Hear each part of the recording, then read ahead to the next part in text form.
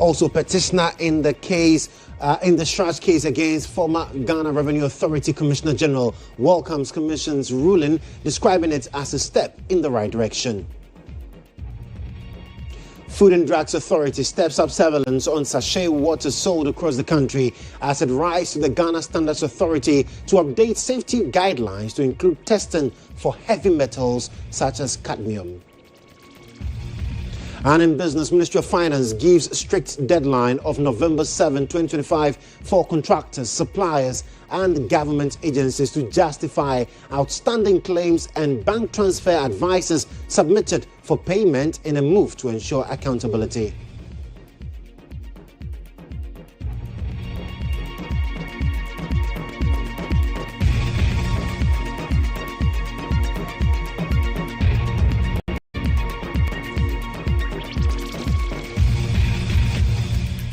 Well, stay with me because I've got details of these stories plus the latest on the foreign front all coming up in the next hour.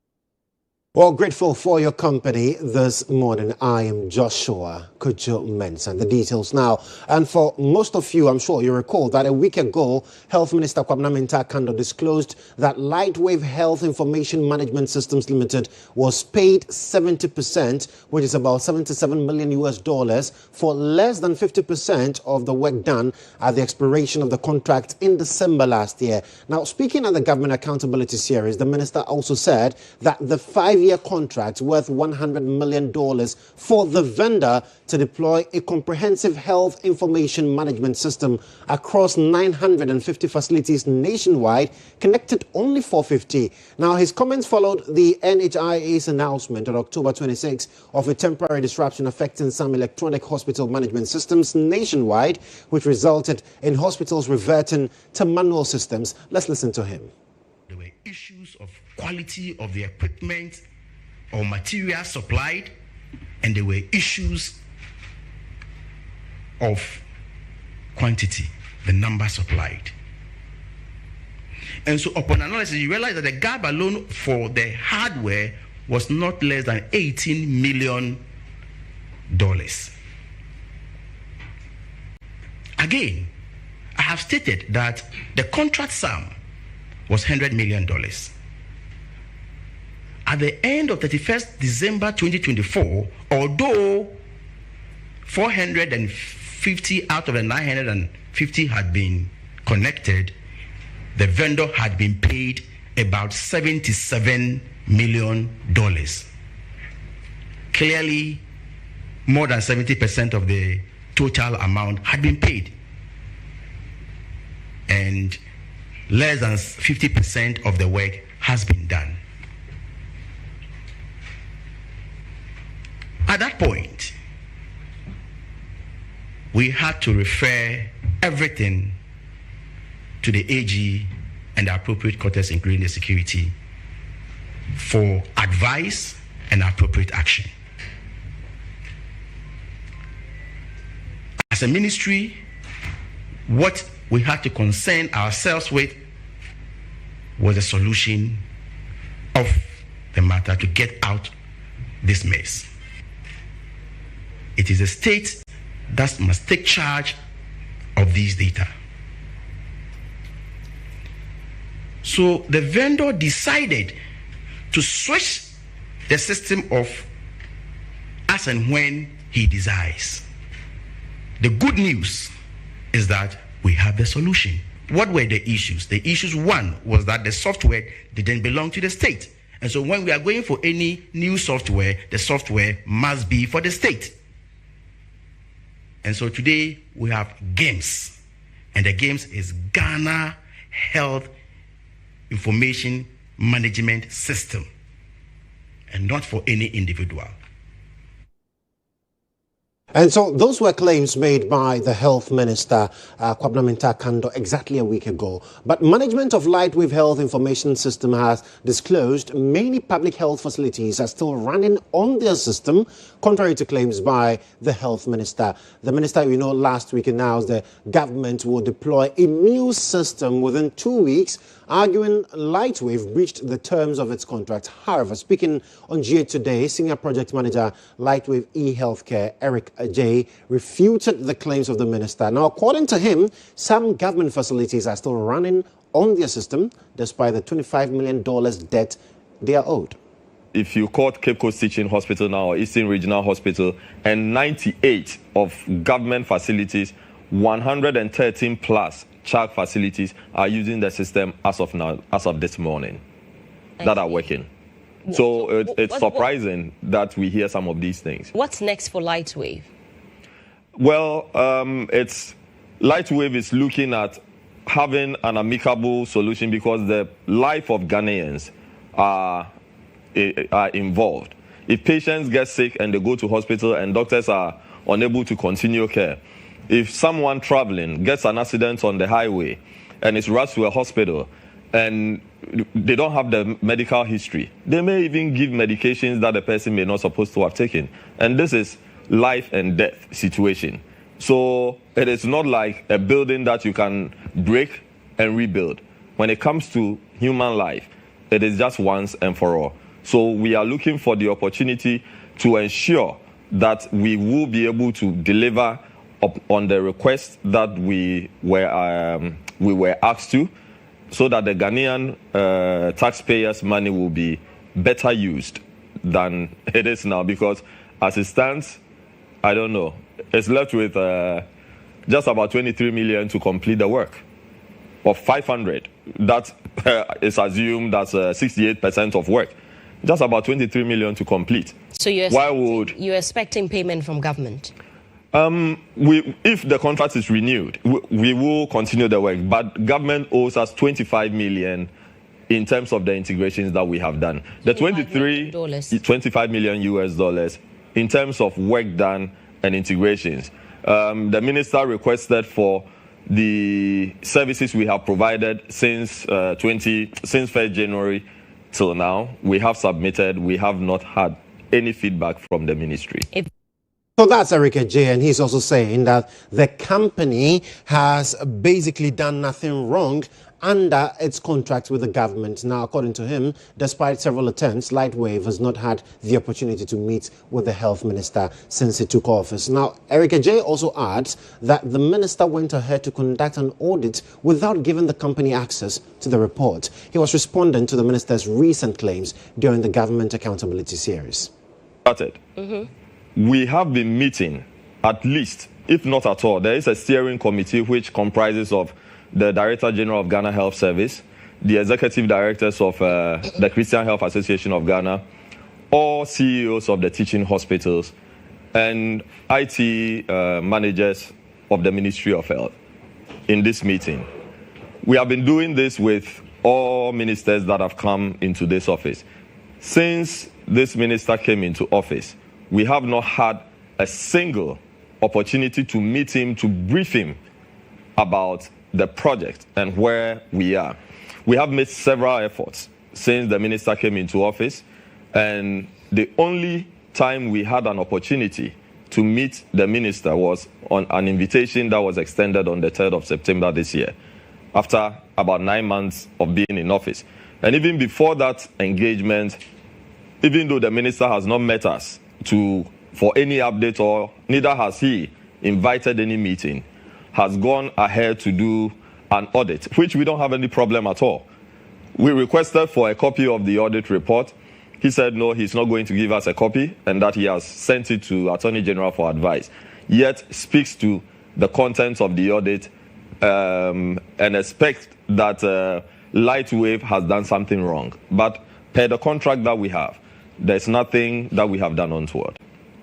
I'm sure, Kelly, there is a lot to digest from that particular conversation. But away from that, the petitioner in the case against former Ghana Revenue Authority Commissioner General in the person of Reverend Amishadai Lawal Lafushaini rather has welcomed the Commission's ruling, describing it as a step in the right direction. Now, it follows a 157-page report that basically puts a lot of strain on the matter as we speak. So what we do know is that the trial report revealed that the former GRA boss, Reverend Dr. Mishada Usuamwa, oversaw fraudulent and irregular contract awards to 3 companies: Runner Motors Ghana Limited, Telenio Ghana Limited, and Sogel Motors and Trading Company Limited. Now, Shraj consequently banned Dr. Owusu Amwa from holding any public office for 5 years and recommended that the case be referred to the Attorney General for further action. So, speaking to Tutua Danso on Star today, Mr. Fushaini says he hopes the Attorney General will act swiftly to prosecute Dr. Usuamwa and help recover the nearly $1 million the state is said to have lost. It's a right, a decision. I just hope that the Attorney General would not renege on their duties. They will take up this matter and make sure that actually they are prosecuted.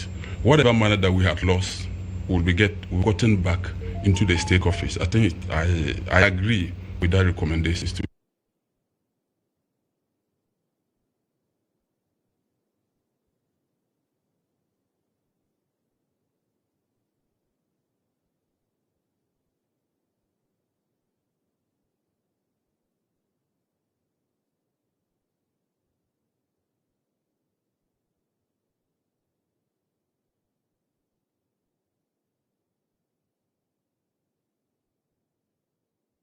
Now, the Auditor General has given a strict deadline of November 7, 2025 for contractors and suppliers to justify outstanding claims, commitments, and bank transfer advices submitted for payment for work and services executed for government agencies. Now, this comes on the back of a move to ensure accountability by the Ministry of Finance to control government spending. Now, at such, the Minister forwarded all pending commitments and claims as of December 31, 2024 to the Auditor General for verification before any disbursement. Now, the audit carried out in collaboration with global firms PricewaterhouseCoopers and Ernst & Young between May and October 2025 examined projects and services executed by various ministries, departments and agencies nationwide. Now, according to the ministry, some claims have been rejected while others remain under review.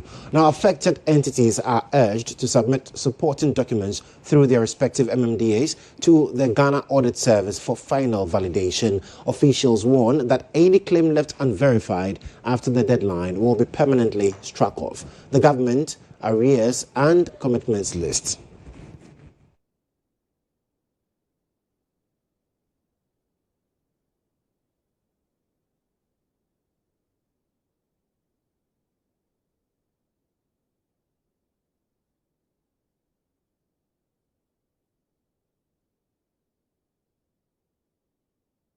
All right, so Emmanuel Ejaben has joined me. He's from the research desk, doing a lot of work on this particular issue we're discussing. So, Ejaben, really, talk to me. Give me a breakdown of the amount involved. Yeah, so this whole order stemmed from the fact that when government came into power, after first looking at the books, realized we're a new government.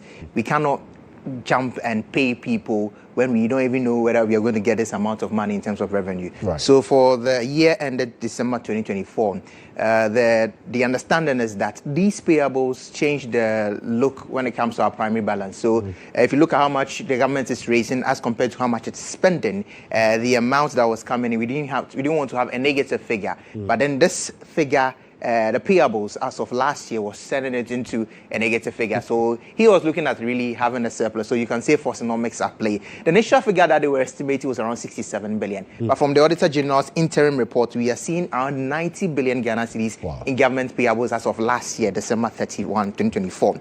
Now, out of that 90 billion, the Auditor General did an 8-week intensive work with EY, with then PricewaterhouseCoopers, PwC, both global accounting firms.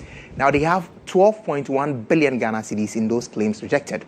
And the Auditor General has just one page giving a note to the entire 531-page document. The rest are just numbers. Wow. Yeah, so you are not exactly able to tell why he rejected those claims. But then obviously it could be that they are either dubious, there are payments that were being requested for works not done, or there could be payments without payment orders, a lot of budgeting issues. So you could leave it to many assumptions over there. So 12.1 billion is what he rejected.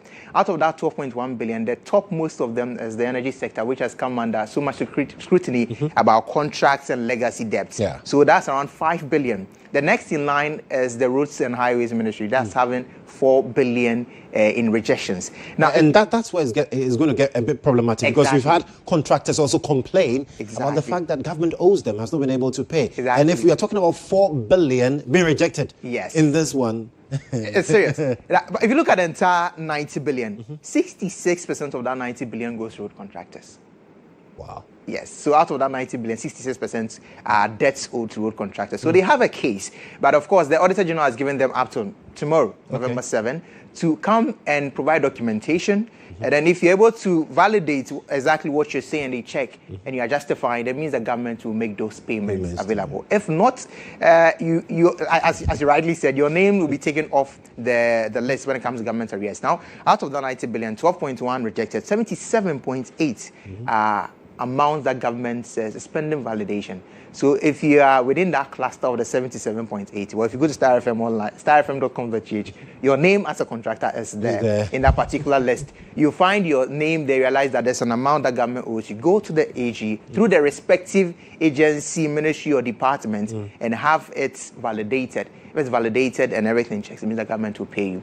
If it's not validated, means that's your money. So clearly, for contractors who perhaps got jobs without going through the right process. Exactly. This is Judgment Day. Exactly for you. You are losing out. Like I said, it could be based on lack of a budget figure, lack of a payment, or that. It could be that, you know what we say in Ghana, we pay people for works not done. Exactly. It could be the same thing. Absolutely. Manager Jabin, thank you for the breakdown there. And he is with our research desk here, making sure that we get into the details of issues and not just scratching the surface. But now, the Office of the Special Prosecutor has stated that investigators have so far restrained and preserved assets valued at $102 million and $104,784.27, basically having to do with corruption relation to the National Petroleum Authority. Now, these assets, according to the OSP, comprise real estate, vehicles, cash, jewelry, financial instruments,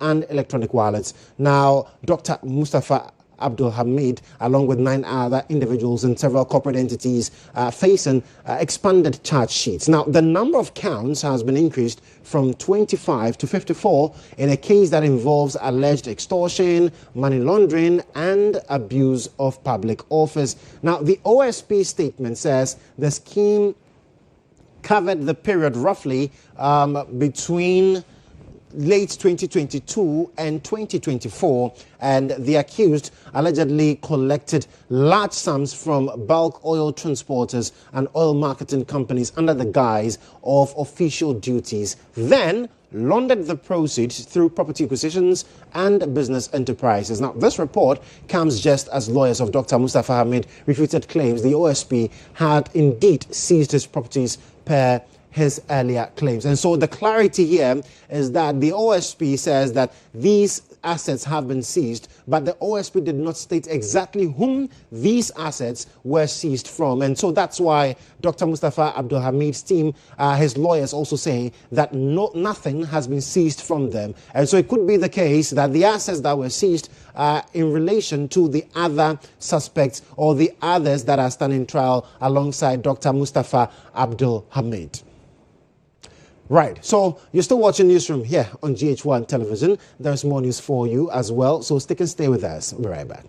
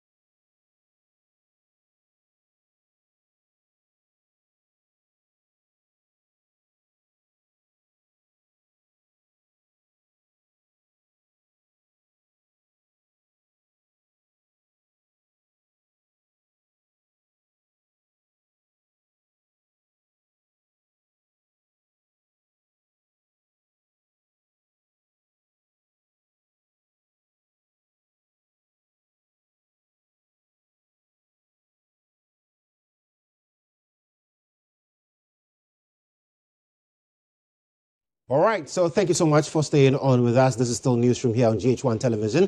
But let's check out social media, because a lot has been said in relation to the statement released by the lawyers of Dr. Mustafa Abdul Hamid in the MPA versus OSP case. And so Nana Akwa is joining me with some of your thoughts. Nana, so what are people saying about that? Well, Joshua, I think people are a little bit confused. Let's start with Nunana, who says politicians are playing with our minds. Very funny. We also have Rash P. This criminal, Mustafa Hamid, must go to jail. Where does it say he's a criminal? Wallahi, we will rescue the country. We also have Zege, who says the OSP is not working. Please sack him. Mustafa Abubakar says the Office of Special Drama. They're always creating content there. We also have Shawal. The only problem I have with President Mahama is that useless office called OSP. Grace adds the OSP should be sacked. Then Foster says, if your mother is dead and you say she's alive in the room, dear, it's your own mangana. We also have Kofi Yaki, who says, Atasa. When we move over, we also have Pumaya, who says, where do we stand in this case? Don Wazi says, so OSP is playing chess with this case, right? We also have Charlie, this OSP man must be sacked. He's full of fake news. Prince says, wow, this is interesting. And then we also have Kwame Guba, who says, these looters again. And Militant, who says, useless is still leading. Well, this is what you have to say. My name is Nanama Aqua. Let's hope the truth comes out so that the people who are in charge of, these things will get the right people apprehended.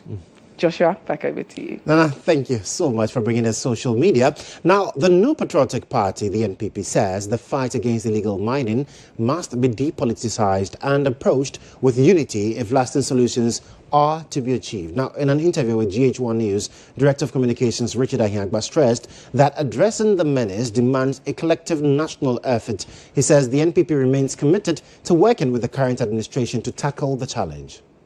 Galamsey is an intractable problem. It is a wicked problem that we need to look at in policy terms to dialogue. Every so often, we would invite civil society. Remember recently the president invited, His Excellency John Dramani Mahama invited all civil society organizations and stakeholders to dialogue about how we approach the problem of Galamsey. It requires a whole village approach. And so calling for the inclusion or the involvement of the opposition party, I think, is a call in the right direction. What that will do in the long term is to bind us all in an effort to fight a canker that afflicts our future and our survival equally. And so I think if serious attention is paid to it, it will yield dividend. That will bring commitment. Right, so that's Richard Ahiagba, who is Director of Communications for the New Patriotic Party. Now, he's also calling on Ghanaians to rise against what he terms the unlawful prosecution of NPP members. In an interview on News Tonight, he argued that the NDC is bypassing proper legal procedures in its attempt to prosecute certain individuals, a move, he says, undermines the Constitution and the rights of citizens. When a government, with all its powers, finds it difficult to extend to people what the law accords them and only to short-circuit their process and access to due process, they see it as a burden. They see it as a liability they want to dispense with, or they find it a trouble in their way to implement their animal farm justice that is set up to administer in Ghana. When people have done anything that you perceive is against the law provides that you take them through a process. Whilst you're taking them through a process, our Constitution says that such people are or ought to be presumed innocent until you, the state, or whatever the case may be, have come to the table with evidence compelling beyond reasonable doubt to state the fact that in a court of competent jurisdiction to arrive at a conclusion that what you say they have done is manifestly, in terms of evidence, shows that they have done it. The government hasn't done that. They haven't done that. They are literally, through their own idiosyncratic researches that they have done, convicting people and making people, Ghanaians, see their fellow Ghanaians who merely the NDC have caused to raise allegations against as people who have committed crime. So Gift Owari today is seen as somebody who has committed a crime, but no court has pronounced her as such. Abdul Hanan is seen as somebody who has committed a crime, but no court has pronounced him as such. Esesibe is seen as someone who has committed a crime, but no court has pronounced him as such. Only because the NDC and its Attorney General is gone to the media to convict people, to pronounce people guilty. That is viewing due process as a...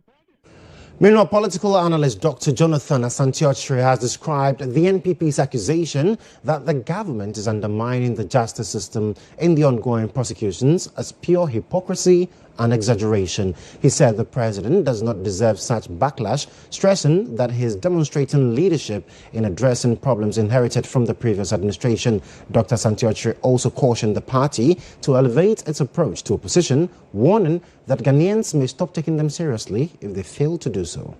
I mean, it appears that everything that the government does, they seem to have a problem with it.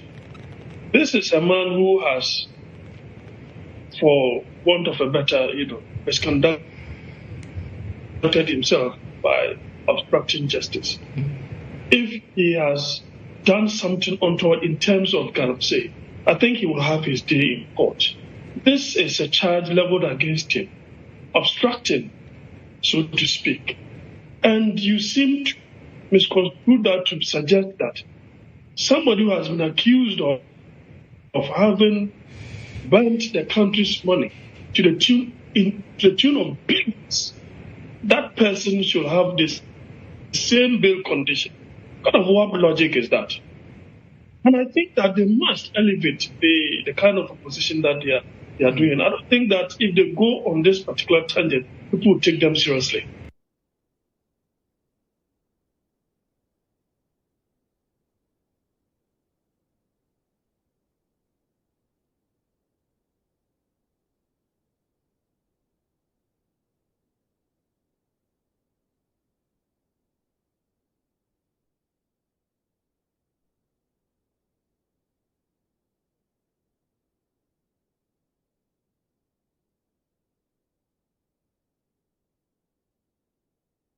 Now, the Food and Drugs Authority says following the recent discovery of high levels of lead in some locally manufactured cookware known as the Dadiseng and other consumer products like turmeric, coal and cereal mixes, it is stepping up surveillance on sachet water sold across the country. Now, speaking on the sidelines of the Lead Awareness Week celebration, Deputy Chief Executive of the FDA, Roderick Dade, also added that his outfit has written to the Ghana Standards Authority to update safety guidelines to include testing for heavy metals such as cadmium in the approval process for sachet water.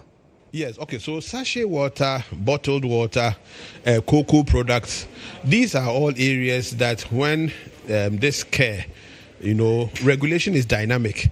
So you take a look and then see what's happening. So as we did the work, we realized that per the standards that we use, some of the pollutants we had seen were not hitherto covered in the requirements that people have to do. So immediately, like the drinking water, the issue of heavy metals, we quickly brought it in that people who come registering their products would have to also test for that. And we've been doing that. Which is lead? Yes. No, so cadmium, for example, that's why you see cadmium, for example, we've written to Standards Authority because they come up with the standards that we've seen that it is not in the standard. So we've sent a letter to them to add it to the standard.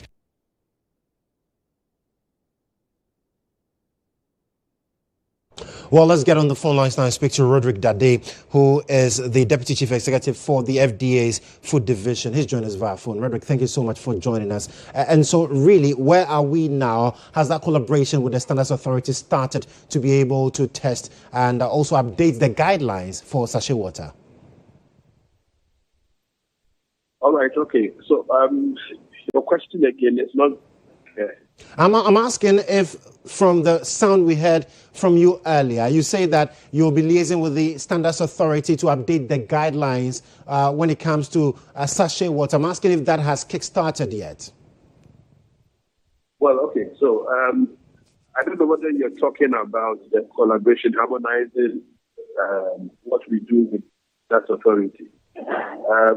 Many people seek to use the MDA number as well as also the GSA standard logo. So the Food and Drugs Authority have worked out with Standards Authority. Normally, what would have happened if you wanted the FDA number as well as also the GSA logo? You go to Standards Authority, they would inspect your place. You have to conform there, and you come to FDA, also go through the inspection, and then also have to conform that before you can get the FDA number. But what we have done is to come together where now the GSA, they accept the FDA inspection, because really it is one inspection. And so you save the client time, and then you don't have to take the FDA inspection report and then use it so that we're able to serve our clients faster. And that's always for election. Right. But Roderick, in terms of sachet water, that has become a topic now, because there are concerns that our water might be polluted one way or the other. And so you say you are also liaising with the Standards Authority to update guidelines. And that's what I'm asking. Has that started? Yes, no, that has started a long time ago. I mean, we are well ahead in that approach. What we are saying is now with the new menace of heavy metals and all that, as far back as 2024, the Food and Drugs Authority increased the requirements for the registration as bottled water, where we have included heavy metals for, let's say, drinking water, which is that to possible and necessity. We have now added that. So that's something we have been checking on a long time ago. And to also help the clients, that's why we said updating the guidelines. That has been done, and then it's in operation already. So these are things that are ongoing. So is there a cause for worry? Now, if you say a cause for worry, you can tell me exactly what you mean. Well, following the story, there are people who are concerned that if you're now testing for heavy metals, is it the case that we've seen instances where these heavy metals have been present in water? Yes, so already for mineral water, it is something that we already were in the past testing for heavy metal. So that has never been something that was overlooked. But in the standard was for drinking water, tap water, because it was gone through, it's been treated by Ghana water. Okay, but because of what we were seeing in the past, as well as works that have been recently done, we have already added that as a precaution. And so all water that with the FDA, they don't, they make sure that we don't have heavy metals in them. Thank you, Roderick, for speaking with us. Now, globally, 1 in 3 pregnancies are unintended, driving maternal deaths and adolescent health risks.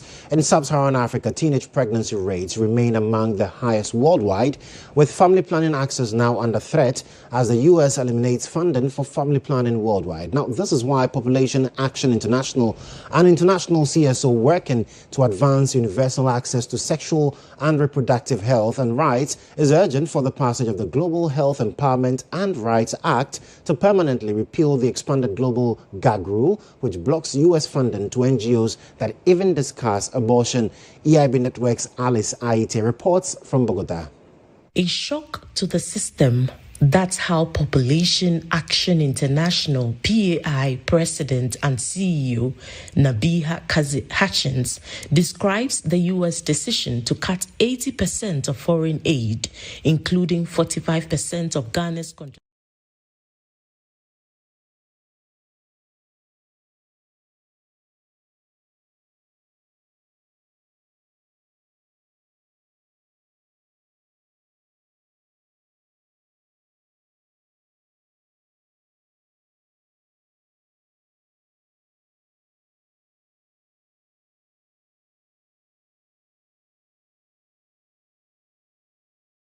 global contraceptive stocks due to funding shortfalls.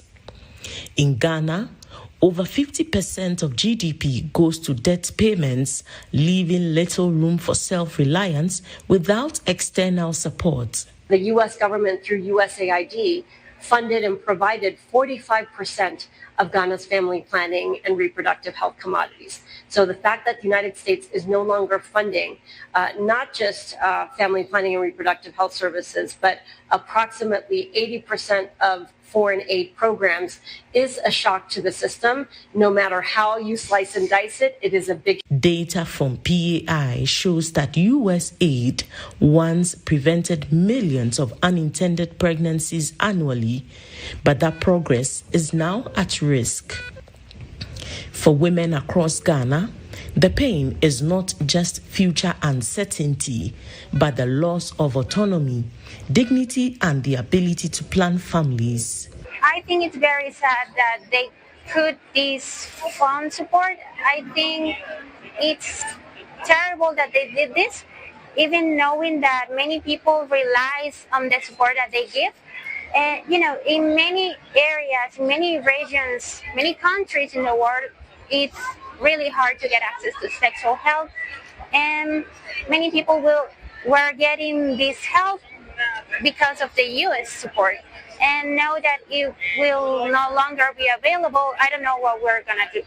Meanwhile, 9.7 million in U.S. purchased contraceptives, IUDs, implants, and pills sit in a Belgian warehouse set for incineration at a cost of $167,000 to taxpayers. These viable supplies, expiring as late as 2031, were destined for African communities. There is an act, it's called the Saving Lives and Taxpayer Dollars Act, that essentially would prevent the incineration or destruction of health products and health services, health commodities across food, nutrition, family planning, and more. If they're viable and they're needed, they should be released. From a policy perspective, if I had one wish, it would be to pass the Global HER Act. And why is this so important? The Trump administration in January, within a few days of the Trump administration take office, reinstated the global gag rule, which prevents foreign NGOs from receiving U.S. funding if they are also advocating for essential reproductive health care, such as abortion. There are deep inequities in the provision of reproductive health services, as deaf women in Ghana are often misheard and misunderstood in clinics and are denied proper counseling services. This is a stark reminder that reproductive health is a human right where survival depends not only on policy and awareness, but on sustained global commitment. Advocates want U.S. lawmakers to act before ICFP ends on November 6. Reporting from Bogota, Colombia, Alice Aite, GHOne News. All right, so from Colombia, let's come to Ghana, where the Opticians Association of Ghana is calling for tighter laws to weed out quacks and unauthorized practitioners infiltrating eye care delivery in the country. The association says a legislative instrument expected to define the scope of work for practicing opticians has been long overdue, posing serious risk to patients. They made the call when the School of Dispensing Optics marked its 25th anniversary graduation and matriculation at Oyoko in the Ashanti region. The School of Dispensing Optics was established at Oyoko by 3 aid agencies in the year 2001 with the vision to provide trained personnel for specialized eye care support services in Ghana. Its 25th year anniversary themed Quality Eye Care for All. The role of opticians brought to fore the need for tighter legislation to regulate practitioners and weed out quacks infiltrating optical care. We've also collaborated with the Allied Health Professions Council to ensure that the scope of practice and the legislative instruments used in governing all allied health professions, which includes optician, is in the pipeline and will be realized soon. This work is to ensure that the practice of optician, we are able to weed out the quacks, and unqualified people who have taken up our market. On this point, we are working closely with also the Health Facility Regulatory Authority, that's HEFRA. Drafted under the Ghana Health Service in the year 2008, the School of Dispensing Optics remains the only school in Ghana training optical technicians. The school is, however, plagued with inadequate lecture halls, under-resourced practical workshops, and insufficient hostel facilities, impairing its vision to transition from awarding certificates to a degree-awarding tertiary institution, a concern school authorities are deeply concerned about. The push is for School of Dispensing Optics to do BSc Dispensing Optics program. University of Cape Coast is ready for affiliation. Allied Health Professions Council has given the requirement for accreditation. But how does the school meet all the requirements and begin the BSc program? Addressing the ceremony, chiefs of Oyoko decried what they recounted as years of neglect from central government, leaving the school in a state of depravity. A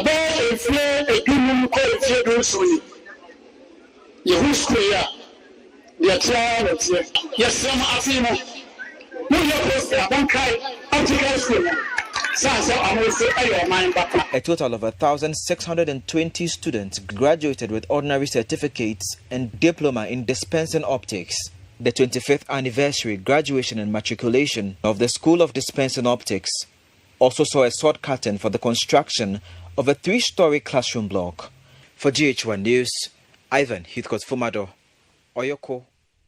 While you're still watching news from here on GHOne Television, let's bring you the business. The Business Brief is brought to you by CompuGhana, passion for technology.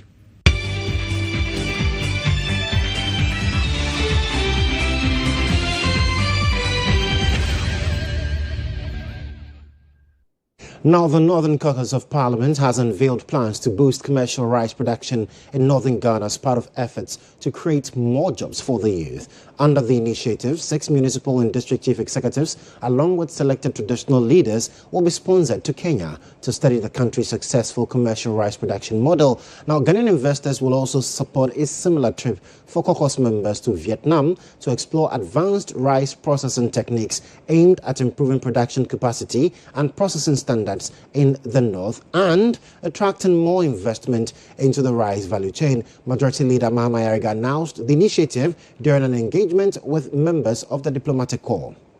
The Northern Caucus has invited the 6 municipal and district chief executives, and we are sending them this weekend to Kenya, which also has a huge rice production industry at a very large scale. And they're going to Kenya this weekend, the DCEs, and some chiefs from those locations to study commercial production of rice. And we also, as a caucus, invited some of the importers of rice to try and understand what we can do in the north to have them take the rice from us instead of importing the rice.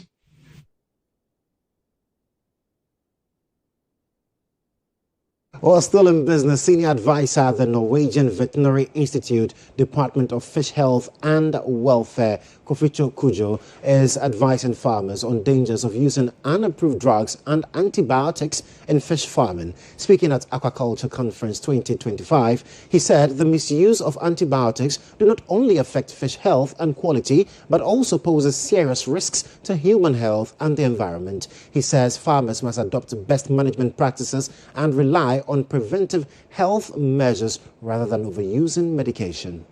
Aquaculture remains a key pillar in transforming Ghana's food systems and achieving the Sustainable Development Goals guided by the Fisheries and Aquaculture Development Act 2005, which promotes innovation, inclusion, and environmental sustainability. In Ghana, aquaculture production has increased from 45,000 metric tons to 108,000 metric tons, a remarkable growth, but experts say more needs to be done to meet national demand and reduce post-harvest losses.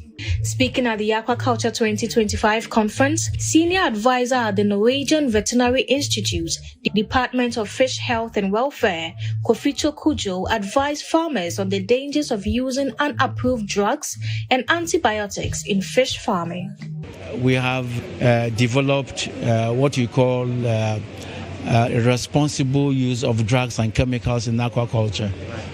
So those guidelines will play a major role in advising farmers they cannot buy antibiotics indiscriminately, because when the antibiotics are used, some of them accumulate in the fish tissue which we eat, so that in the event that you become sick and then they are trying to treat you with those antibiotics, will not work. So that's what we call about antibiotic resistance. So that is one of the major things we've also done. So responsible use of chemicals and drugs. Also at the event was the CEO and co-founder of Blue Economy Connect, Kodjo. His organization is a youth-led initiative empowering young people with opportunities in the blue economy. He urged young farmers in agriculture and aquaculture to take pride in their role as contributors of national development. Agriculture and aquaculture, they are the backbones of the economy, right? And you are the one leading and steering that backbone. So you should be very proud. I mean, if you take it from that angle where you are the one feeding. In fact, Ghana currently, we import about 60% or even more of the fish we eat, right? And fish is our main source of protein in the country. So if you, as a youth or a student, you are studying or you are working in the sector, you should be very proud that the backbone of the economy, you are the one steering it. Some youth innovators and exhibitors in the aquaculture industry also shared their experiences with the news team. Feed is the biggest challenge within the industry. Speak to any farmer today and he's spending close to 70% to 80% of his operational cost all on feed. In this era that we are, there are limited job opportunities. But so if you venture into agriculture is a way that we can create job opportunities for our youth. With Ghana's renewed focus and strong stakeholder collaboration, Ghana's aquaculture sector is poised for a big transformation, driving food security, job creation, and sustainable growth for communities across the country. Well, what a way to whet your appetite for lunch, but that's it for business. Let's bring you the sports. The Business Brief was brought to you by CompuGhana, passion for technology.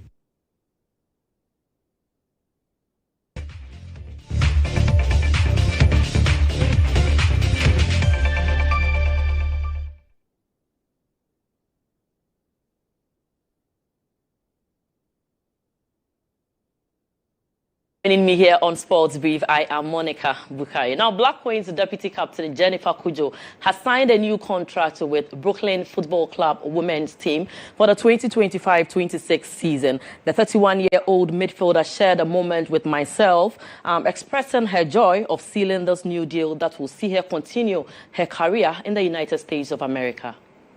Congratulations, Jennifer Kodjo, on signing this new deal with Brooklyn FC. Tell me, how does it feel for you? I mean, it feels amazing to be able to play in one of the highest leagues, so it's exciting for me and I'm looking forward to it.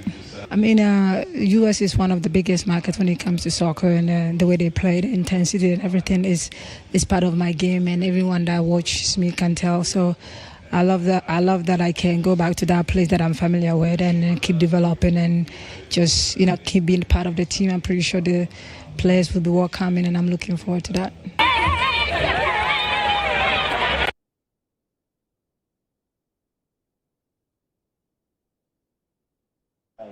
Away from football, coach of the Ghana Police volleyball team, Richard Amano, says this year's SAC Super Volleyball Championship will be exciting, especially considering how his team has previously dealt with all teams representing this year's championship. This is something that has come to stay, that as we are all seeing.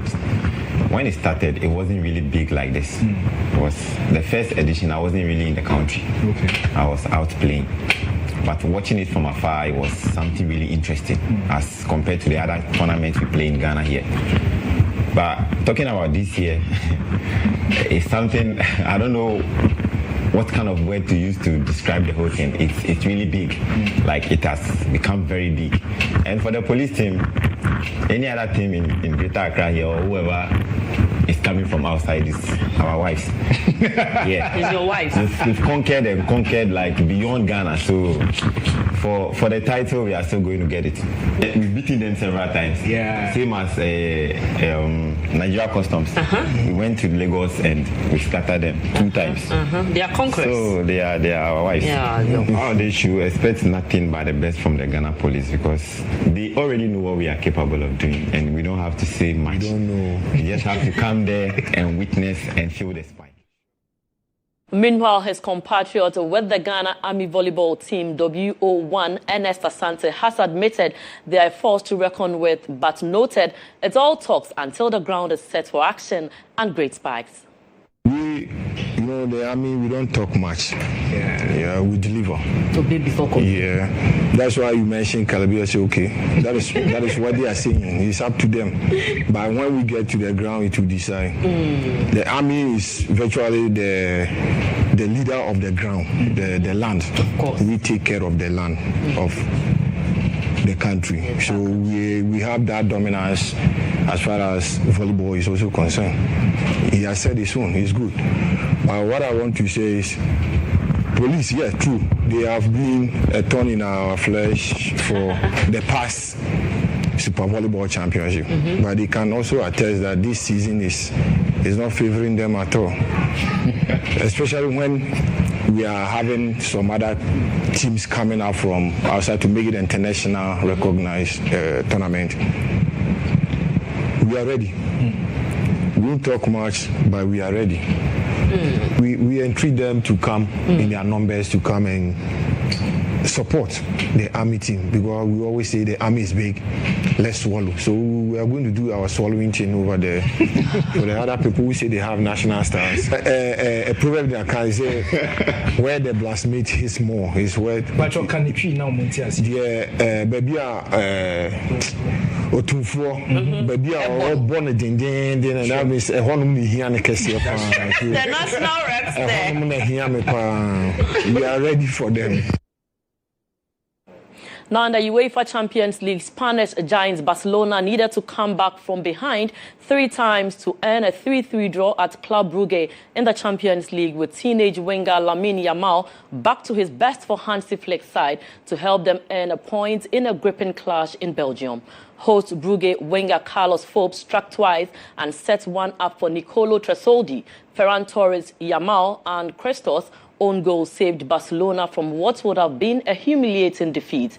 Elsewhere in the Champions League on Wednesday, Erling Haaland scored against his former club as his Manchester City cruised to a 4-1 win over Borussia Dortmund on Wednesday. Galatasaray striker Victor Osimhen scored a second-half hat-trick to ensure a comfortable 3-0 away win over helpless Ajax. Bayer Leverkusen, meanwhile, defeated Benfica 1-0. Runners-up Inter Milan made a 2-1 triumph against the Kairat Almaty. Meanwhile, Newcastle defeated Athletic Bilbao 2-0, and Atalanta claimed a narrow 1-0 win at Olympique Marseille. Let's now hear from some of the coaches after their game. I'm disappointed. I think also the team is disappointed. We expect more here. But at the end, Bruce makes it really good. They defend well and they played very aggressive. I said in a positive way. It's like you have to play in the Champions League. It's Champions League, and I think we had not the pressure on the ball we want to have, and of course we have ball control. But yeah, ball control is not. You cannot win with this. You have to use your chances. We don't did it. So I think we have also more same like Bruges, but at the end we have to accept this result. No, we always we control the game, but at the end when we lose the balls, they were also very dangerous. So it was not easy this match, and of course normally we also could score more goals. The reaction was okay. We here we get 1 point, but we cannot be happy about this match. So we have to work on that. We have to analyze everything, and then we have to work on it and make it better. On Sunday, next match, away match, and this is the important thing. And that's all for sports. My name is Monica Bukayo. Do stay tuned. We have other news up next.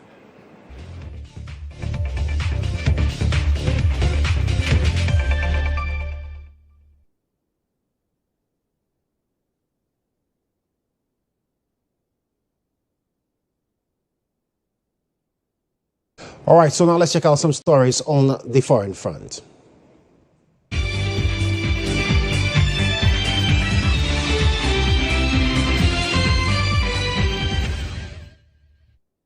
And on the foreign front, Typhoon Kalmagi is headed for Vietnam's coastline after leaving a trail of destruction in the Philippines.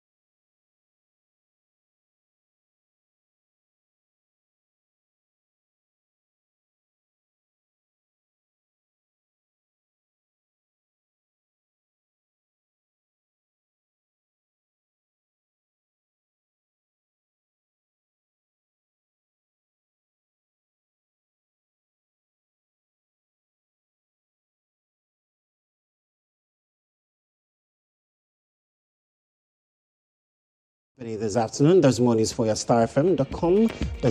I am Joshua Kodjo Mensah. Many thanks to the production team led by Nandima Umar Uthman.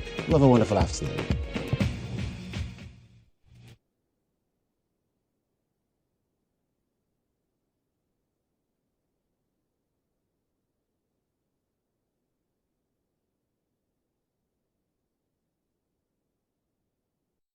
Can we make a toast for the ladies?